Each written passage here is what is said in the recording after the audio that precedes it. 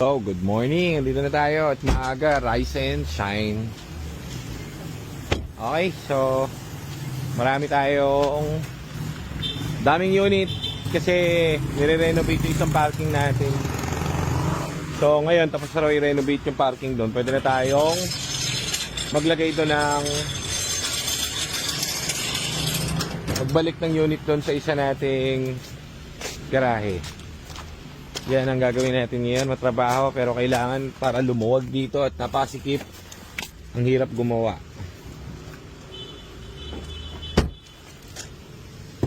Very good.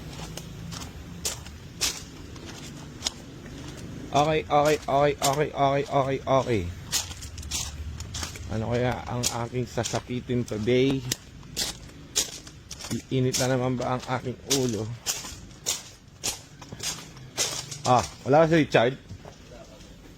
Patay tayo dyan. Alam mo na. Kumilaw. Yung ano natin dyan walisan mo yung yung tawag dun. Yung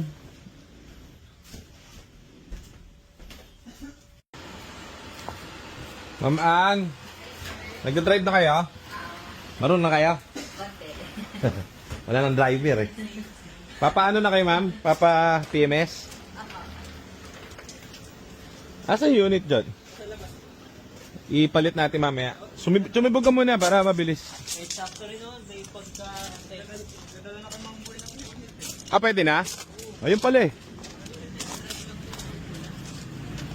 So, meron tayong bisita si Ma'am Ann. Bumili sa amin to parang tagal na.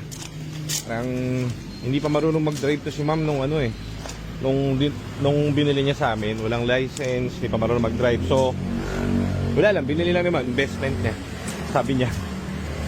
So, ito yung unit niya. Pogi pa rin. So, gagawin natin dito change oil. First PMS niya. Nabiyahin niya na to kung san-san. And, very goods daw. Wala siya naging problem. Ngayon, marunong siya mag-drive.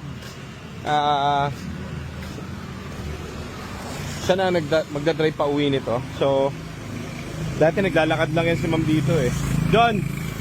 Si Ma'am Ann yun, di ba? Yung pupunta rito, naglalakad, jogging, May dalang aso. Oo. Tsagaan niya nila. Sobrang bait nga niya. O, kailangan dyan, PMS matindi yan. Kailangan dyan yung Drive-thru pa nga kami. Sabi ko, sagrayan natin mo kasi yan. Bigyan mo ng si Ma'am Ann. Pakainin mo muna. Pakainin mo muna si Ma'am Ann. Isabay mo na dun sa foods nyo. Lagay mo na lang dun yung food nyo, mahihayan So, yan yung unit ni Ma'am Ann. Tapos, yung isang garahe namin, pwede na kami maglagay ng ibang kotse ron kasi magpapa-PMS yun. So, ilalabas na muna natin lahat ng mga to. Mga siguro 5. Mga ganun ng diskarte dyan.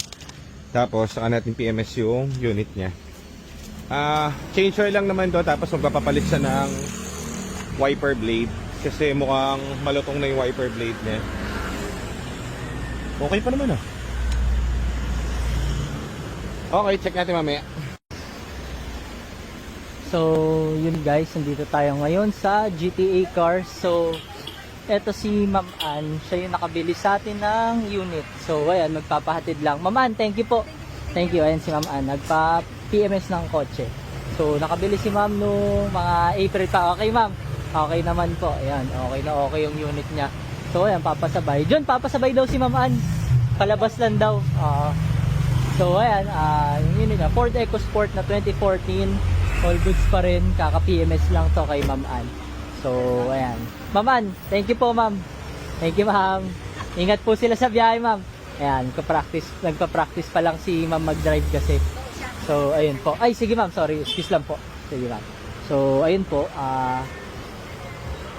Okay na. PMS done, all goods. And then, thank you Ma'am Ann.